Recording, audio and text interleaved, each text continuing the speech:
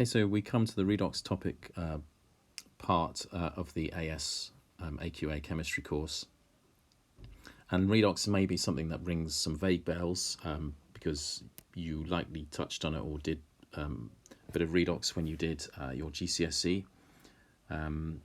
So we're going to start actually with a reaction that you would have thought of as being a redox reaction at GCSE.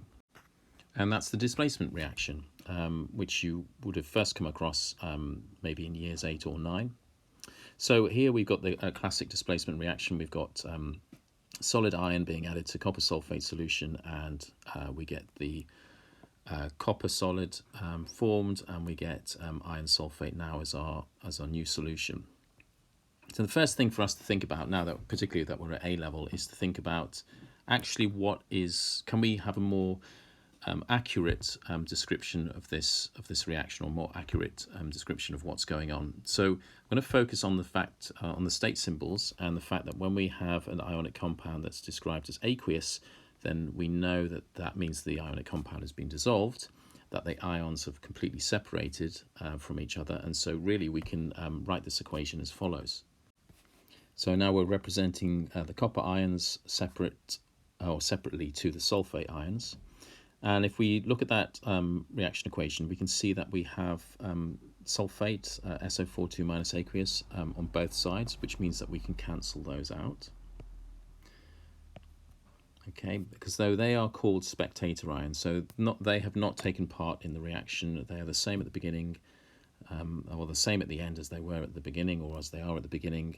They are just floating around, not taking any part in the reaction, and we call those spectator ions. So what our actual reaction looks like is this. And we can break this reaction down even further into two half equations. So if we focus on what happens to the iron in one half equation, and we focus on what happens to the copper in the second half equation. So if we remember our mnemonic oil rig, it stands for oxidation, is the loss of electrons, and reduction is the gain. So if we look at those two half equations, we can see that the iron 2 plus ion is gaining 2 electrons, so that is reduction, and the copper metal is losing 2 electrons to form the copper 2 plus ion, so that is oxidation. And it's called a redox reaction because both of them are taking place at the same time, so the reduction and oxidation redox reaction. And in fact, this name of displacement is really inaccurate because we're not displacing anything, because the copper 2 plus ion was never with the sulfate ion in the solution. And what we're actually doing is we're undergoing a redox reaction. So here's another example displacement reaction. So I suggest you pause the video and try and work through this equation, getting to the half equations in the same way that I did on the previous example, and then you can see what it should have been, and you can check that what you've done is correct, and I can just talk through different aspects of it. So if you want to pause the video.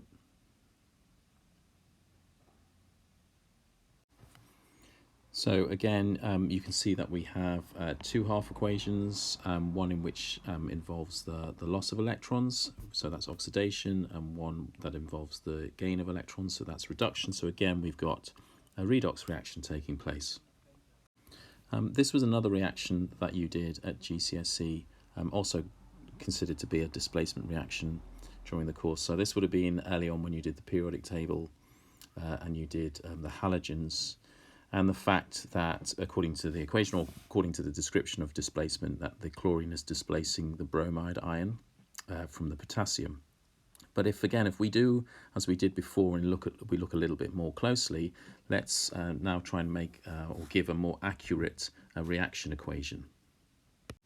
So taking into account the state symbols and thinking carefully about those ionic compounds, potassium bromide and potassium chloride, and how they would actually be that there are no lattices, so the ions are completely separate, completely free to move. And when we look at this this more accurate reaction equation, we can see that we have K plus on both sides. So that means K plus is a spectator ion, so that means we can cancel it out. It's not taking part in the reaction. So a much more accurate reaction equation would be, again, we could focus just on the chlorine and produce a half equation, and focus just on the bromide and produce a half equation, and that would give us these two half equations. So if we look at the chlorine, we can see that it gains, the chlorine molecule, or the two chlorine atoms, gain each an electron to form the two chloride ions, and the two bromide ions each release an electron to form the bromine molecule. So we have very clearly got reduction in the first half equation and oxidation in the second. So again, we have a redox reaction. And we can tell what's being reduced, we can tell what's being oxidized, we can track what's happening through the transfer of electrons. But what about with a reaction like this? What about the combustion of hydrogen? How can we sort of follow that as regards to reduction and oxidation? Now we can tell there's an oxidation reaction going on because oxygen is being added to hydrogen. I mean, that was the original meaning of oxidation, was the addition of oxygen. But one of the things to recognize now is that in a reaction equation, you can't have oxidation without reduction. So is it obvious to us that something is being reduced? Now, up to this point, we've been focusing on the transfer of electrons, but it's much more difficult to see or to think or consider about a transfer of electrons here, because we're not talking about ions. So instead, we use something called oxidation numbers or oxidation states. That term is going to be used interchangeably. Oxidation number, oxidation state, it's referring to the same thing. And that helps us work out what's being oxidized and what's being reduced. Now, before we get to the point of appreciating what's been oxidized and what's been reduced using oxidation numbers or oxidation states, what we first have to do is to learn how to determine those oxidation numbers or those oxidation states, so hence assigning oxidation states. Now, there's a series of rules to follow, which, if we do follow them, makes the whole process very straightforward. So our first rule is that the oxidation number of an uncombined element is 0. So by uncombined element, they mean that you just have the element as you would normally represent it on its own. So iron or chlorine or sulfur, they are all examples there of uncombined elements. And so the oxidation number of that, of each of those atoms in those elements would be 0. Next, if we have an ionic compound, then the oxidation number of any ion in that compound that's a monoatomic is equal to its charge. So, for example, if we had K+, that would be an oxidation number of +1. If we had O2-, that would be an oxidation number of -2. If it was Fe3+, then it would have an oxidation number of +3. And finally, if we had, say, Br-, then we would have an oxidation number of -1. So whatever the charge is of an ion, when it's a monatomic ion, so just a single atom making up that ion, then that charge would be the oxidation number.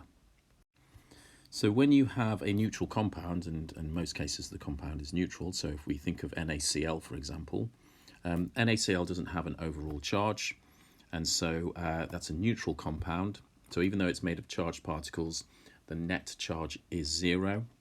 So that means the sum of the oxidation numbers of the atoms in that neutral compound is also 0. So that's a very important point when we come to do some sort of simple maths about determining oxidation numbers shortly. But if we have a neutral compound, for example, NaCl or MgO, then the oxidation numbers of the atoms in that neutral compound add up to 0. This is builds on the previous point. So if we have a polyatomic ion, so an example of a polyatomic ion is sulfate, so we'll just go with sulfate for the moment, then the sum of the oxidation numbers in that polyatomic ion equals the charge on the ion. So if we added up the oxidation numbers for sulfur and the 4 oxygens, that would equal -2. Okay, it would equal the charge on the ion. Another example, if we pick a different one and a positive one, so ammonium ion. So that means that the sum of the oxidation numbers of the 1 nitrogen and the 4 hydrogens would add up to +1. Finally, there are certain elements, and we'll understand a little bit better why this is, but there are certain elements that nearly always have the same oxidation number in their compounds, and so we use those as a sort of reference point when we're coming to, or when we come to determine the oxidation numbers of other elements that are present. So here's a table that just gives some of them. So essentially any group 1 metal will always be +1, any group 2 metal will always be +2, and aluminium will be +3. Hydrogen, which is a very common element, will always be +1 unless it's in a metal hydride, and at AS level you don't come across metal hydrides. Fluorine will always be -1.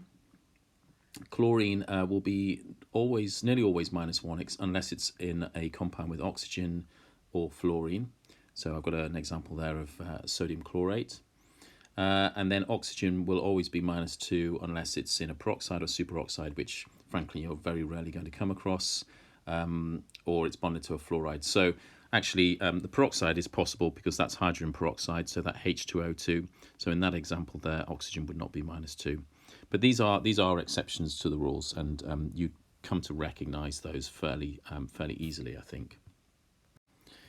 So if we think about where the variable oxidation or elements with variable oxidation numbers live, then the transition metals at the center shouldn't really be a surprise. I mean, one of the things, if you did transition metals at GCSE, was that they had various charges. That was something that made them different to the other metals. So really we're just talking now about oxidation numbers rather than simply charges. And then if you think about where the ones that are our reference points are, they are in sort of groups 1 and 2, and the only one that had no exception in the non-metals was fluorine. And here we're looking at electronegativity, or one way of thinking about it is electronegativity. So there isn't anything that the group 1 metals will be bonded to that is less electronegative than them. And fluorine is the most electronegative element, and it's because of that it will always have a -1 value.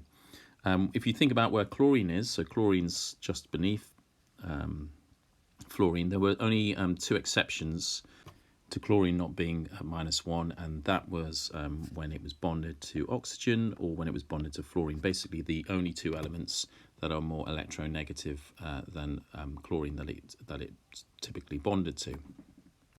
When we look at some of the ones with the ranges of numbers, one of the interesting things, if you look at the ranges, the maximum tends to be or the maximum positive number tends to be the group number, and then the lowest oxidation number for that element will be 8 below that, if you think of it as a number line. So +5 - 8 is -3. With carbon, +4 - 8 is -4. With sulfur, +6 - 8 is -2. So that gives us an idea of why we get the particular ranges that we do. Okay, so let's put all of that into action then. So we have ammonia here. It's a fairly basic, fairly simple molecule. Now it's the oxidation number of nitrogen that we're trying to determine here. That's why it's in red.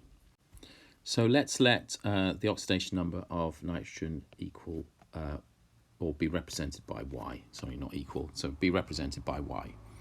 And we've got hydrogen, which isn't bonded to a metal, so that we don't have a metal hydride. So that means it's our reference oxidation number here. And each hydrogen atom has an oxidation number of +1, but we have 3 of them. So we're going to have 3 brackets +1. And then we also know that this is a neutrally charged compound, so the sum of all of the oxidation numbers equals 0. So what we've got here is that the oxidation number of nitrogen +3 equals 0. So if we just rearrange that, we know that Y equals -3. So the oxidation number of nitrogen here is -3. Now we can understand why nitrogen has a minus value because, by thinking of electronegativity, nitrogen is more electronegative than hydrogen, so we would expect it to have a minus oxidation state or minus oxidation number. So in this one we're trying to determine the oxidation number of sulfur, So again, we're going to let that be represented by Y. And we know that oxygen is our reference point here. It's not in a peroxide or superoxide or bonded to fluorine. So each oxygen atom has an oxidation number of -2, and there are 3 of them.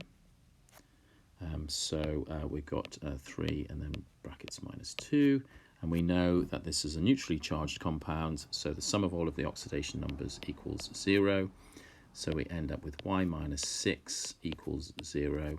And so Y equals +6. And so the oxidation number here of sulfur is +6.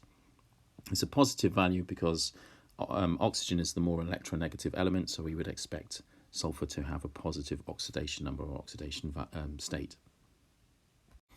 Okay, so now we're just stepping it up a little bit. It's still sulfur that we're trying to determine. So again, let's have that represented by Y. We start with 2 hydrogens. Again, it's not bonded to a metal, so it's acting as a reference. It's a value of +1 for each hydrogen atom. So it's 2 times +1 plus our oxidation number of sulfur, which we've let equal Y. Then we have 4 oxygen atoms. Each of those are going to be -2. Okay, and then this is a neutrally charged compound. So in total, the sum of all of those oxidation numbers will be 0. So we've got 2 plus Y -8 equals 0. So Y -6 equals 0. So actually, just like with the previous compound, the oxidation number of sulfur here is +6. Okay, so this is an interesting one because we're trying to work out the oxidation number of chromium, but what we've got in this formula are 2 chromium atoms. So actually, whilst we might let chromium be represented by Y, we've actually got 2 chromiums, so we've actually got here a 2Y. So that's really important to spot that. It would be an easy thing to just miss. That's bonded to, we've got 2 potassiums, and potassium is a reference element, so that's 2 times +1, plus our 2Y for our 2 chromium atoms, and then plus we've got 7 oxygen atoms, and they are each going to be -2, and overall our compound is neutral, so it's 0. The sum of all of those oxidation numbers is 0. So 2 plus 2Y minus 14 equals 0. So that means 2Y minus 12 equals 0, which means 2Y equals 12, which means Y equals 6 plus 6. And I'm putting the plus there because we are wanting to make it very clear that we have a positive oxidation number. And likewise, we'd want to know for clearly that we had a negative oxidation number if that was the case. So this example is different because we're now not talking about a neutrally charged compound, but we're talking about a polyatomic ion. But the principle is exactly the same, and we just got to refer back to our rules. So we're going to let phosphorus be represented by Y again. And we have 4 oxygens, and they're only bonded to phosphorus, so each oxygen will have a value of -2. And the difference here is that we don't have a neutrally charged compound, we know that the sum of the oxidation numbers is going to be equal to the charge on the ion. So it's going to be equal to -3. So we have got Y -8 equals -3.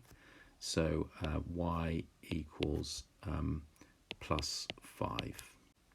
And if you think about where phosphorus is in the periodic table, it's in group 5, so it can have a maximum oxidation number of +5. So another polyatomic ion, let the oxidation number of sulfur equal Y. We have got 3 oxygens, and each of those is -2. And that equals the charge on the polyatomic ion, so the sum of those oxidation numbers equals -2. So now we have got Y -6 equals -2. So here sulfur has an oxidation number of +4. So now it's time for you to have a go. I would pause the video, and then if you could then attempt all of those different questions. So you're trying to work out the oxidation number of manganese, nitrogen, sulfur, chromium and vanadium. So if you pause the video and then I'll give you the correct answers.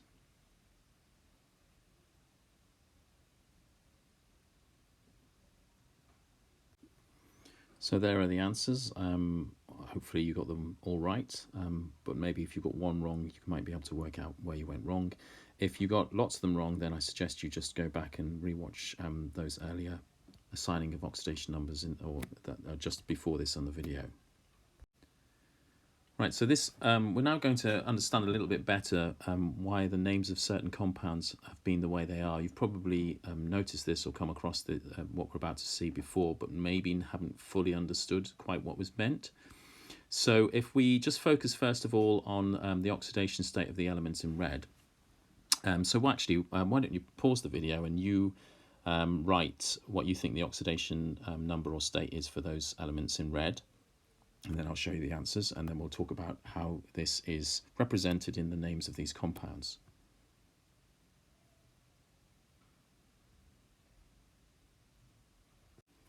So those are the oxidation numbers. So we would name FeCl2 as iron, and then we would have the Roman numeral 2 and then chloride. So that Roman numeral is there to tell us the oxidation number of iron. So you might have come across something like that before and been told, and it's not incorrect, been told that basically that 2 was telling us the charge on the iron. And that's absolutely correct. But if you look at the following compounds, it's not so obvious that we can be talking about charge. So really we're going to be thinking about these Roman numerals now as oxidation numbers instead. So if we look at NaClO3, if we were just thinking about the name, we've got sodium, chlorine and oxygen, so we've got those 3 elements, so we would name it sodium chlorate. But there is actually more than one sodium chlorate. It's not obvious that you're going to have 3 oxygens. So we would make this clear by actually calling it sodium chlorate 5. So we would have the V, the Roman numeral 5 at the end. So the Roman numeral comes after the part of the name in the compound where we're having to give information about the oxidation number. So you've probably always seen these Roman numerals sort of in the middle of the compound name, because what they've been doing is representing or referring to the metal, because it's been a metal and a non-metal, so iron 2 chloride or copper 2 sulfate. But now that we're becoming aware that some non-metals can have varying oxidation numbers, in our chlorate, it's the chlorine that the 5 is referring to, and so it's sodium chlorate 5. If we look at the next one, Na2Cr2O7, so that is sodium chromate if we were just thinking about the name. But of course the chromium has got a particular oxidation number, so it's going to be called sodium, and actually it's dichromate, sorry, because there are 2 chromiums. So dichromate, and then it's 6. So again, it's the Roman numerals. So just be aware, just be familiar with the Roman numerals, and how, basically up to number 7 is the what you really need to appreciate. And then lastly, we've got potassium, manganese and oxygen. So that is going to be potassium manganate. And then because of the oxidation number, we're going to have manganate 7. And the reason we're doing this is because there can be other manganate ions in which manganese does not have an oxidation number of +7. So we're just making it clear what the oxidation number of the element that could have a variable oxidation number actually is. Okay, so now we're ready to use oxidation numbers or oxidation states, and we're going to do so with an equation or reaction, that we're already familiar with, that actually isn't too complicated. So rather than thinking about electrons being transferred, I'm just going to annotate the oxidation numbers of the elements that are actually changing. So we know chlorine is changing, we know bromide is changing. So we have chlorine, which is an uncombined element, so that has an oxidation number of 0. And if we look at the chloride ion, then that is going to be a Cl-, and so the oxidation number will be the charge on that ion, so it will be -1. And then if we think about the bromide ion, that similarly will be a -1, have an oxidation number of -1, and then our bromine will have an oxidation number of 0.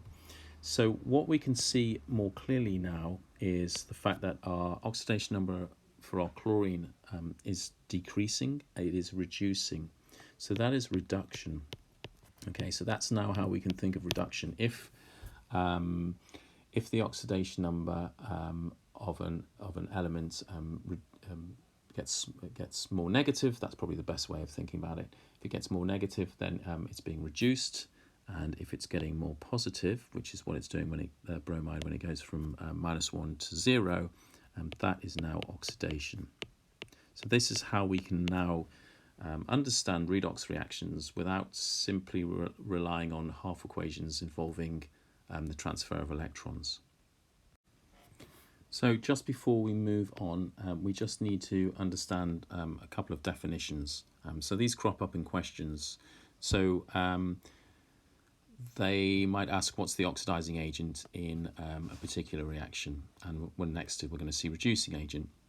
Now, the way to remember this is to think about what happens to the oxidizing agent. So an oxidizing agent is itself reduced. So by oxidizing something, it itself must be being reduced. So the way to recognize what the oxidizing agent is to look for the thing that's being reduced. Similarly, if you're looking for the reducing agent or trying to identify the reducing agent, then you're looking at looking for the thing that is itself oxidized. So if you're trying to find the substance that's reducing, that's acting as a reducing agent, then you're looking for the substance that is itself oxidized. So if we look back at our example and just label what's being reduced and what's being oxidized, then we can see that the chlorine is being reduced, the bromide is being oxidized. So now we can label which is the oxidizing agent, which is the reducing agent. So the chlorine is the oxidizing agent, and the potassium bromide is, because we probably would have actually added this perhaps as an ion, as a salt first, or as a white solid, that would be the reducing agent. So I'm afraid we're back to half equations. There's a bit more to this whole redox topic than just simply assigning oxidation numbers and considering and thinking about what gets oxidized, what gets reduced. There is actually going to be a method or a system for constructing half equations, and they're going to certainly look a lot more complicated than any of the ones that you looked at GCSE. But if you follow the method, they're very straightforward to construct. And actually what they allow you to do is to work out overall reaction equations. So we'll be combining half equations too eventually, but they allow you to construct overall reaction equations that you would never be able to have constructed just by thinking about the two reactants and trying to do a balanced equation. So they're a very useful, it's a very useful technique. So I'm going to focus on, I'm going to use the colours actually to identify, when I'm doing the examples, the different steps. So the first thing that you need to do is you're going to have to write down the formulae of the reactant and product. So that'll make a little bit more sense when we see an example. And then once you've done that, you're going to have to think about balancing atoms that are not hydrogen or oxygen. So you're not trying to balance the whole equation straight away. You're just making sure that you have the same number of any atoms that aren't hydrogen or oxygen on both sides of the equation. Then you're going to add water to balance any oxygen atoms. So if there is a difference, you're going to add H+ ions to balance any hydrogen atoms. And then finally, you're going to balance the charges by adding electrons. And just to be clear, when we talk about balancing charges, we're not talking about having the charge as 0. What we're talking about is that the charge on both sides of the equation being the same, the overall charge. That must always be the case. I mean, when it comes to balancing equations, really balanced equations is not simply about having the same number of each element on both sides. It's also about having the same charge on both sides. And then finally, we would add the state symbols. So I'm going to do those steps, and I'm going to use those colours to sort of show you those steps as we go along. Okay, so we're given a description here. So we're asked to write the half equation for the conversion of nitric acid into nitrogen dioxide. So our main reactant is nitric acid. So you need to know the formula for nitric acid, which is HNO3, and then that is forming nitrogen dioxide, which is NO2. So now we look at the elements that aren't hydrogen or oxygen. So that is just nitrogen, and we check that they are balanced, that we have the same number of nitrogens on each side, and we do. We have one on each side. So we don't need to actually do the second step. Next, we balance the oxygens by adding waters. So if we look on the left-hand side, we currently have 3 oxygens. If we look on the right, we have 2. So we need another oxygen on the right, and we do that by adding a water molecule. So that H2O is basically giving us the extra oxygen that we need to make sure there's the same number of oxygens on both sides. Next, then, we are having to balance the hydrogens, and we're adding H+ ions to do that. So on the left-hand side, we currently have 1 hydrogen, and on the right-hand side, we currently have 2.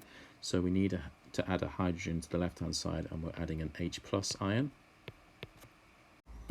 And now we have to balance the charge. If we look at the left-hand side, we've got a 1+ charge from the H+ ion, and on the right-hand side, there is no charge. So what we need to do, all we can do now to change the charge is to add electrons. So we need to bring that +1 on the left down to 0, because it's 0 that we've got on the right. So we can only ever bring the charge down because we're adding electrons. So we add 1 electron to make that happen. And that now is our half equation. And we now just have to add the state symbols.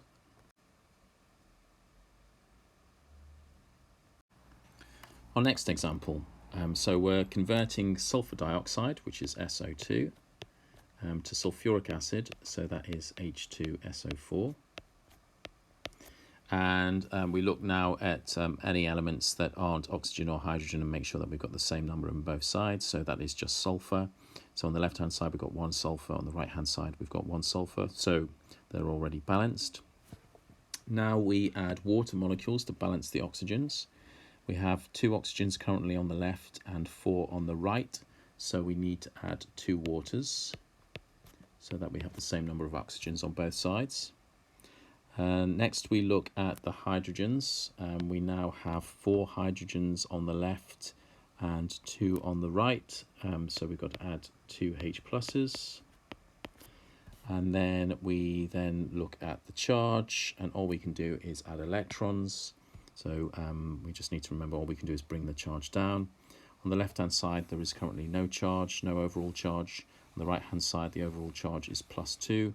So we need to bring that +2 down to 0. So we add 2 electrons. And of course, last of all, what we do is we add the state symbols.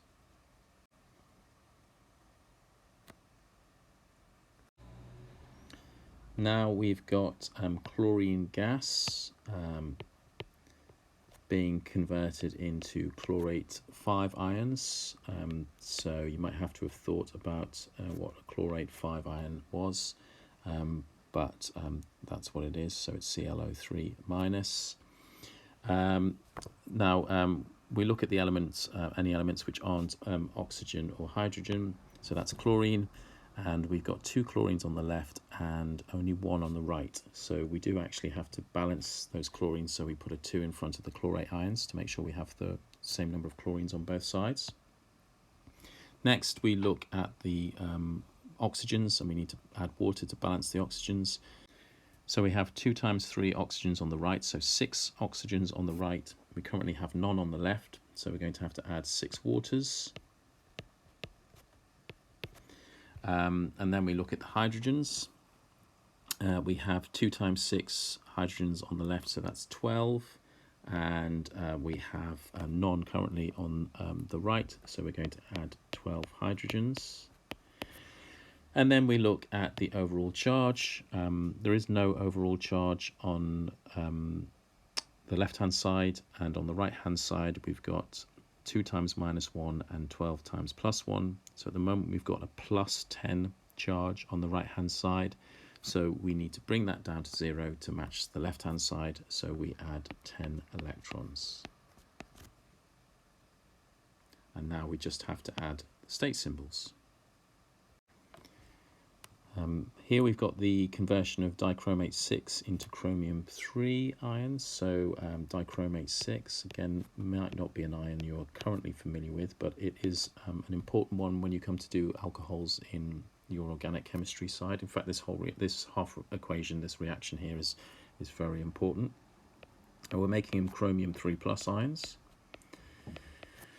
If we look at that, we start with any elements that aren't oxygen or hydrogen and make sure they're balanced, and that's chromium. So we have 2 chromiums on the left and currently only 1 on the right, so we have to make that a 2. Then we look at balancing the oxygens by adding water. We've got 7 oxygens on the left and none on the right, so we're going to add 7 waters. Then we look at balancing the hydrogens by adding H plus ions, and we currently have 2 times 7, so 14 on the right, none on the left. Okay, so we've got 14 H pluses to balance that out. And now we need to look at the charge. So we have to be a little bit careful here. So we've got, on the left-hand side, we've got 2 minus from the dichromate ion, and we've got plus 14 from the 14 hydrogen, so we've currently got plus 12 on the left. On the right hand side we have the chromium 3 plus ion, but we've got to recognize the fact that we've got 2 of them, so we've got plus 6 on the right hand side. So we've got plus 12 on the left and plus 6 on the right. All we can do is add electrons to bring charge down. We have to do it so that we've got the same overall charge on both sides. So we need to bring plus 6 down to plus 12.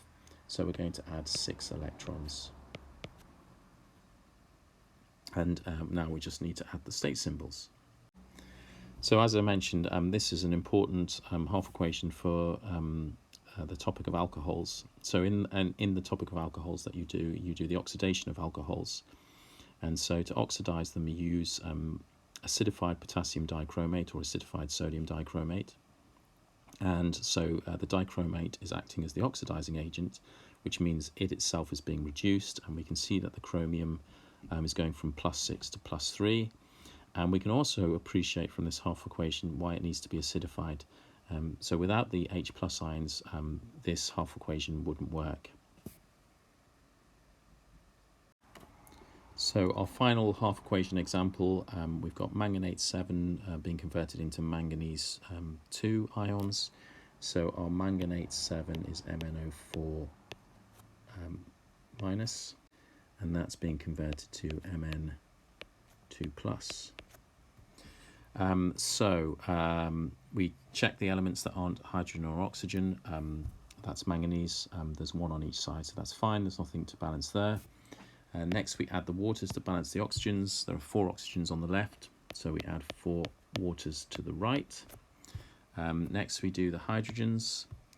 There are 2 times 4, 8 hydrogens on the right and none on the left.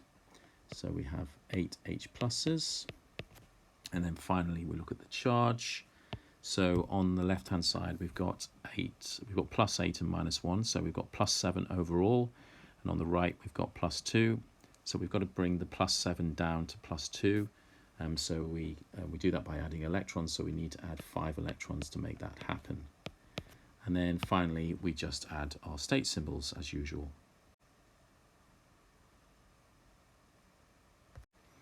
So what's the point of half equations? Well, one of the things is that we can combine them together to get an overall reaction equation, and that can allow us to get an overall reaction equation that we would have typically found very difficult to determine in any other way. So if we maybe just start with the 2 half equations we had right at the beginning of this video, when we had the displacement reaction of iron and copper sulfate. So our 2 half equations were these.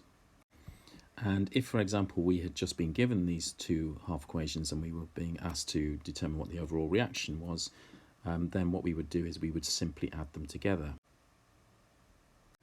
Now, when you do add them together, one of the things that you've got to ensure happens is that you have the same number of electrons on both sides. So what's going to happen here is those electrons are going to cancel out. And so then when we rewrite our equation, having cancelled those out, we get the overall reaction. Now, needless to say, most of the reactions that we're going to be looking at aren't going to be as straightforward as that or as simple as that. So we're going to rely, like we did with assigning oxidation numbers and with creating half equations, we're going to have a set of rules to follow. So we need to write down the 2 half equations, and then the next step is to check the electrons, and we need those to cancel out, so we need to make sure that there's the same number of electrons. So we might have to multiply one or more actually of the half equations to balance the electrons. Then we add together the half equations. Obviously we cancel out the electrons because we've made sure they will cancel out. But there is a possibility that we could cancel out some water molecules and some hydrogen ions. So we cancel those where we can. And then finally, we check the atoms and that the charge is balanced so that we have the same overall charge on both sides. And then finally we add our state symbols. So here's our first set of half equations to add together. So we've got to use the two half equations to work out a balanced equation for the reaction between magnesium and silver ions in solution. So first of all, we've got to establish what the half equations would be. So this is a redox reaction because the whole topic is redox. So that will be magnesium solid. So magnesium will be becoming magnesium 2+, and the silver ions will be becoming silver. So it's like what you would have previously thought of as a displacement reaction. So if I just write the half equations for both of those. So there we have our half equations. Now, when we add half equations together, one of the things that's we've got to make sure happens is that the electrons cancel each other out so that we don't end up with any electrons left when we add them together. So that's always a clue that you've made a mistake. And if we look at the top half equation, it's just got one electron on the left-hand side. And if we look at the magnesium one, it's got 2 electrons on the right. So one of the things that we're going to have to do is we're going to have to multiply the first half equation, the silver ions half equation, by 2 so that we get 2 electrons, and only then will we be able to add the half equations together.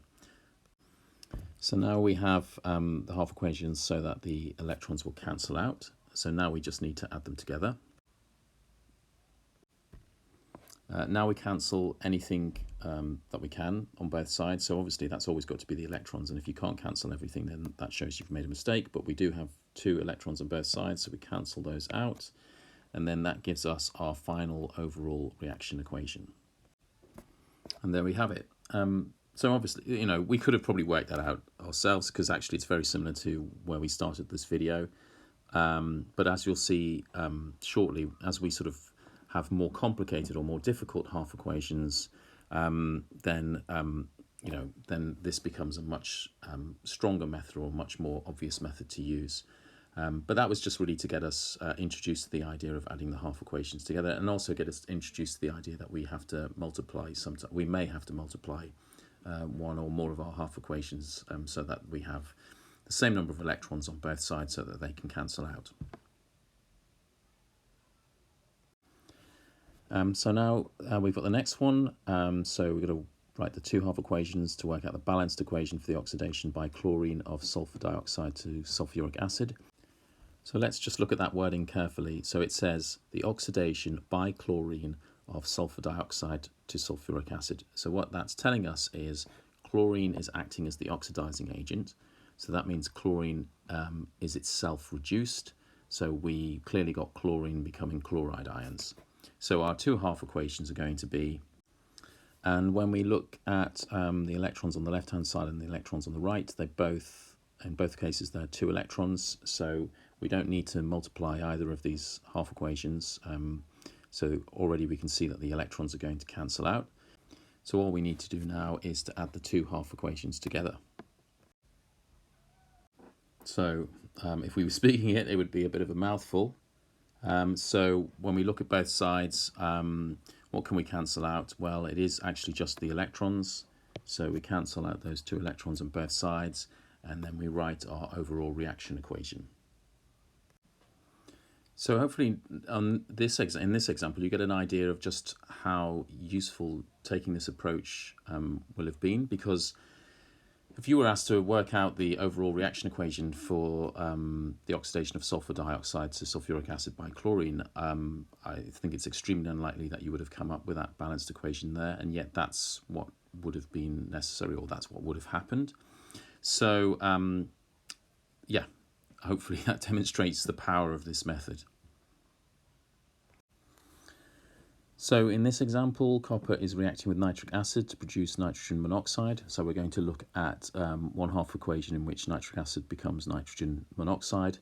And then it says copper also forms copper nitrate. So the nitrate would have been from the nitric acid. There's no change there. So what must have been the case is an excess of nitric acid. So really what's happening as far as the copper is concerned is that the copper is being oxidized to copper 2+. So that gives us now, or gives us the template for our 2/2 equations. One of the things you can do is you can just pause this video whenever I'm getting to that point where I'm about to say, and here are our 2/2 equations, and you could try and work them out yourself and then see if they are the same as what I've actually written. So you want to pause the video now because I'm about to write the 2/2 equations that are relevant to this reaction. So if you did have a go, hopefully you got those. And if you didn't get those, maybe have a think about what you might have done wrong. So anyway, we've got our 2/2 equations. On the first one on the right-hand side, we've got 2 electrons. On the second one on the left-hand side, we've got 3 electrons. And we've got to have it so that both of those, that we have an equal number of electrons on both sides. So actually, this is an instance where I have to multiply both half equations. So I'm going to multiply the top one by 3, so that it makes 6 electrons, and I'm going to multiply the bottom one by 2, so that makes 6 electrons, and then I'll be able to add them together. So that gives us now new half equations, which look like this. So now I've got my 2/2 equations so that there is an equal number of electrons on both sides, or there will be when they're added together. So now I add them together. So there they are added together, and sadly we can only cancel out the electrons, so we're still going to have a really long equation as a result, but we can cancel out the 6 electrons, sorry, on both sides, and then that gives us the final overall equation of.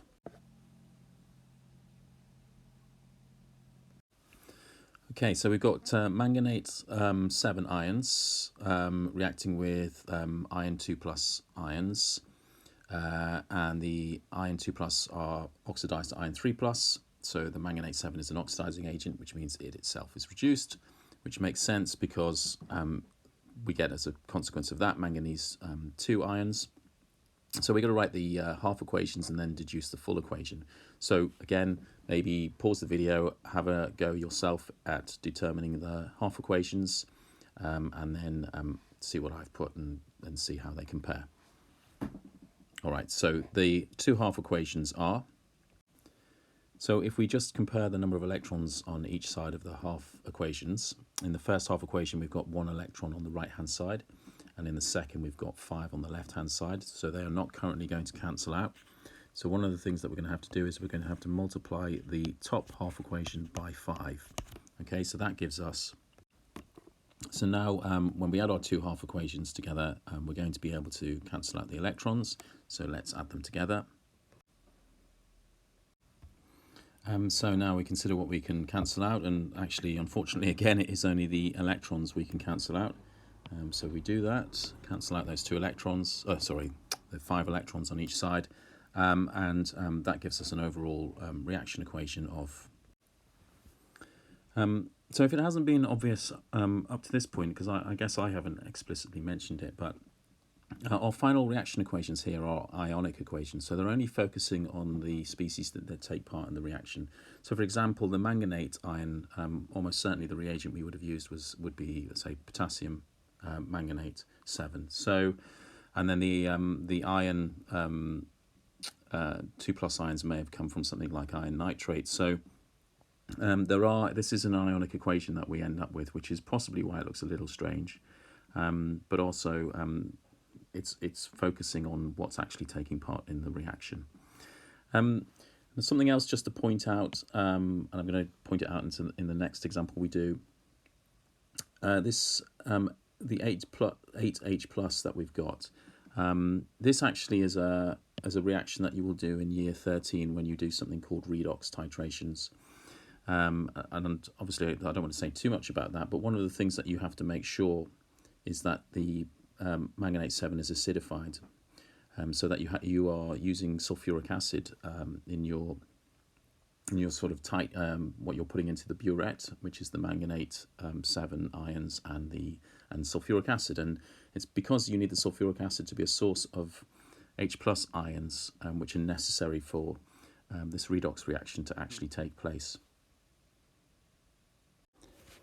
So we come to our final example, and actually I'm going to take this one a lot more slowly, a lot more carefully. So this redox reaction that we're going to look at now is actually something that you do in the alcohols section. So in part of the AS content is alcohols, and one of the things that you do regarding alcohols is their oxidation, and a primary alcohol, which will make more sense once you've done that, can be oxidized to a carboxylic acid. So that's what we've got going on here. We've got ethanol being oxidized to ethanoic acid. And the chromium is reduced from +6 to +3. So actually we make chromium 3 plus ions. So if we maybe focus on that half equation first, and it was one that we looked at earlier actually, but we're starting with our dichromate ion. So the first thing to sort of point out here is the fact that the potassium's irrelevant, right? It's a spectator ion. We have it in the name because when we're talking about reagents, we're talking about essentially what is the bottle we take off the shelf, right? So that's why we would still mention the potassium part of it. So we would have a solution that was potassium dichromate. But in terms of the actual reaction, it's only the dichromate ions that actually take part in the reaction. And that will produce chromium 3 plus ions. And so if we think about our steps in constructing half equations, we look at all of the elements that aren't oxygen or hydrogen, and we make sure that they're balanced first. And if we look carefully here, we've got 2 chromiums on the left and only 1 on the right. So we have to put a 2 in front of our chromium 3 plus. And then we add water to balance out the oxygens. So we're going to have to add 7 waters here. And then we add hydrogen ions to balance out the hydrogens. So we're going to have to add 14. And then we finally balance the charges on both sides by adding electrons. So on the left-hand side at the moment, we've got an overall charge of 12 plus, because that's 14 H plus ions and 1 dichromate 2 minus ions, so plus 12. And on the right-hand side, we've got plus 6 because we have 2 chromium 3 plus ions. So we need to bring the left-hand side down by 6, so we add 6 electrons. So that is a half equation that we did earlier. What we haven't done is any half equations involving or carbon, and that doesn't really come up very much at AQA. In fact, I can't even remember that occasion coming up in the AQA recent spec, but still, I think it is something for us to sort of maybe just look at briefly. So we're starting with ethanol.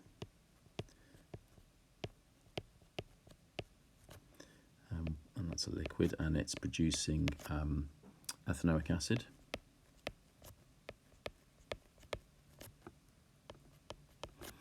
And we're just going to follow exactly the same steps. So if we consider the elements that are not oxygen or hydrogen in our second half equation, that's just carbon, and there are 2 carbons on the left and 2 carbons on the right. So there isn't any need to make any change there. The next thing is we look at the oxygens, and we have 2 oxygens on the right in the carboxylic acid and only 1 in the alcohol. So we're going to have to add water to the left-hand side. And then we look at the number of hydrogens. And on the left-hand side, we've currently got 8. And on the right-hand side, we've got 4. So that's going to be 4H plus. Sorry, don't forget the aqueous. And then we consider the charge, and we add electrons to make the charge the same on both sides. So if we look on the left-hand side, there is no overall charge. If we look on the right, it's currently 4 plus. So we're going to have to add the electrons to the right-hand side. So we're going to add 4 electrons to bring that down to 0. And now we have our 2 half equations. So we've got 6 electrons in the first half equation and 4 electrons in the second, so they're not going to currently cancel each other out. So we're going to have to multiply both of them. We're going to multiply the top one by 2 to get us to 12 electrons, and the second one by 3 to get us to 12 electrons. And so that means our new half equations are going to look like this. So there we have our 2 half equations now. They look pretty horrible, don't they? But you know, you're taking these things step by step. So now we're going to add them together. We can see that the electrons are going to cancel out. So let's take it from there. So I'm not sure I'm going to have quite enough space, but let's give it a go. So I've temporarily ditched the state symbol so that I can try and fit everything in. So obviously, well, let's start with the electrons. So we know we definitely have 12 electrons on each side, so they cancel out. But now we've actually got an opportunity to cancel out some H+ ions and actually some waters as well. So on the left-hand side, we've got 28 H+, and on the right, we've got 12. So we can remove all of the 12, and we change the 28 to 16. And actually, we've also got water on both sides. We've got 3 waters on the left and 14 on the right. So we can cancel all of those on the left, and we can change the 14 on the right to 11. And so that gives us now a final overall reaction equation of... So now we have our overall redox equation for the oxidation of ethanol to ethanoic acid. So something I just want to point out is that when you actually come to do the alcohols topic, the reagent you use and that you say you use when you're oxidizing an alcohol, a primary alcohol, you say it's acidified potassium dichromate. And in fact, you have to say it's acidified. Now, I didn't put the acidified initially, because I wanted to sort of, I wanted us to see that we needed it to be acidified. And when you look at the half equation for the dichromate becoming chromium 3+, you can see that it's necessary to have H+ ions, and that's why when it comes to the actual reagent, we use acidified potassium dichromate. And it's going to be essential when you're answering exam questions that you have that acidified in your answer, because otherwise it's wrong. If you just simply say potassium dichromate, it's wrong. So when you do the alcohols topic and you're wondering why it's acidified potassium dichromate, basically think back to this redox topic, think back to your half equations, and you'll understand or appreciate better why it's necessary for it to be acidified. So I hope that's been useful, and if you have any queries regarding anything that's been in this video, please just let me know.